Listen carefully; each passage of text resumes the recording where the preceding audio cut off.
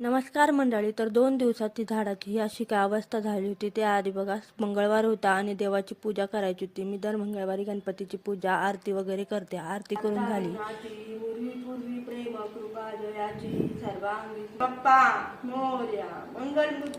त्यानंतर मग म्हणलं चला टेरेसवर जाऊन झाडांची अवस्था बघून 2 दिवस झाडांना पाणी नाही टाकलं तर त्यांची ही अशी अवस्था होऊन बसली होती. पार झाडांनी मानं टाकून द्यायची वेळ आली होती. त्यानंतर वरती टेरेसवर गेले आणि मग त्यांना व्यवस्थित पाणी टाकून घेतलं.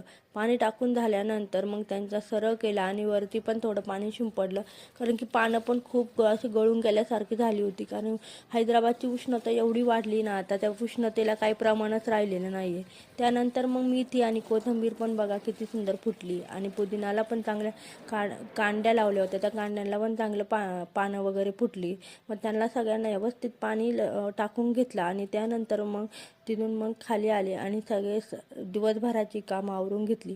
त्यानंतर असा होता माझा दिवस. तुम्हाला कसा वाटला मला कमेंट करून नक्की सांगा. नवीन असेल तर चॅनलला नक्की सबस्क्राईब करा. चला भेटूया नेक्स्ट व्हिडिओला. तोपर्यंत चॅनलला सबस्क्राईब करा. Bye bye.